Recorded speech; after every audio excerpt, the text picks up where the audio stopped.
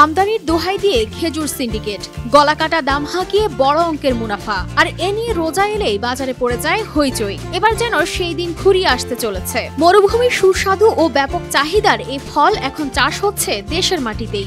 Ajwa, amber, Mariam সহ Saudi আরবের অন্তত 5 প্রজাতির খেজুর চাষ হচ্ছে যুক্তরাষ্ট্র প্রবাসী বেলায়েতের এ বাগানে। সন্দ্বীপের এই জায়গাটিতে উনি 5 জাতের খেজুর গাছ সহ নানাবিধ খেজুর গাছ করেছেন, পাশাপাশি একটি কর্মসংস্থানের ব্যবস্থা তিনি করেছেন। দেশের মূল ভূখণ্ড থেকে বিচ্ছিন্ন সন্দ্বীপের বাসিন্দা বেলায়েত হোসেন বেলাল ছিলেন যুক্তরাষ্ট্র প্রবাসী। বিদেশের চাষাবাদে অনুপ্রাণিত হয়ে দেশে এসে শুরু করেন খেজুর চাষ। তার বাগানে বর্তমানে সারি সারি শতাধিক খেজুর গাছ, প্রতিটি গাছেই থোকায় থোকায় খেজুর। আরব দেশ থেকে আনা নানা জাতের খেজুরের থোকা দেখে মুগ্ধ হন যে কেউ। সানবিট সব দিবে সামাল। সানবিট ম্যাজিক প্রেস, ডিশওয়াশিং এর মাথা ঘোরানো সলিউশন। 5 রকমের খেজুর গাছ রয়েছে। সাধারণত এই খেজুর গাছগুলা মধ্যপ্রাচ্যের বিভিন্ন অঞ্চলে দেখা যায়। সন্দ্বীপের মতো একটি দ্বীপ অঞ্চলে এই খেজুর গাছগুলো সম্ভবত অন্য কোথাও আমরা দেখিনি। আমরা অনেক সরজমিন পরিদর্শন করেছি।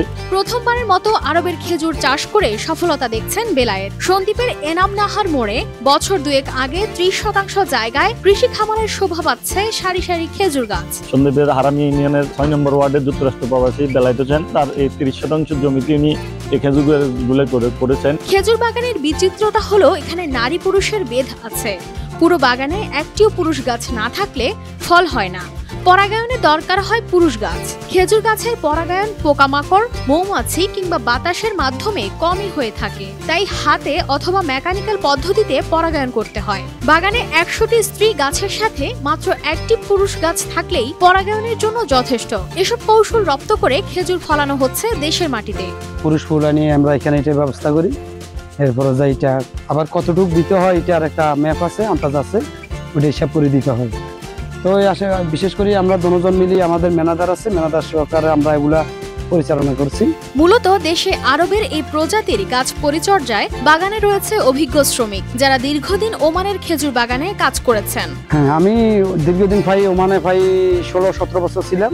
আমি খেজুর গাছের কাজ করছি। খেজুর গাছ ছোট থেকে আমি বড় পর্যন্ত কাজ করছি। আমি ইনশাল্লাহ আমি সব পারি, ইনশাল্লাহ জানি। যে প্রাথমিক যে পরিচর্যাগুলো এগুলোর সম্বন্ধে আমাদেরকে একটু দিক নির্দেশনা দিয়ে থাকে। এদিকে নিজেদের এলাকায় সৌদির খেজুর চাষ হওয়ায় খুশি স্থানীয় বাসিন্দারা। এই খেজুর গাছগুলা অত্যন্ত মনোরম পরিবেশে যে কেউ এসে দেখে ভিজিট করতে পারবে রাখছি, যার পরিপ্রেক্ষিতে এগুলোর বাগানের পাশাপাশি ধরেন ওনার এখানে কিছু সন্দ্বীপের কিছু মানুষের কর্মসংস্থানের ব্যবস্থা উনি করছে।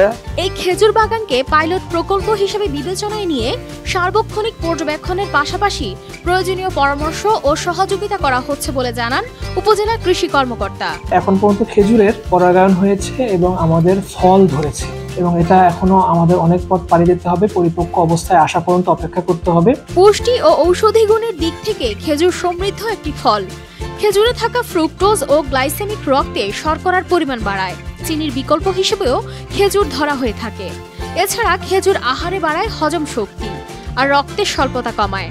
আর এসব কারণে প্রায় সব বয়সের মানুষের কাছেই খুব পছন্দের ফল খেজুর। তাই বাণিজ্যিকভাবে দেশে খেজুর উৎপাদন করা সম্ভব হলে আমদানি নির্ভরতা অনেকটাই কমে আসবে, পাশাপাশি পূরণ হবে পুষ্টির চাহিদা।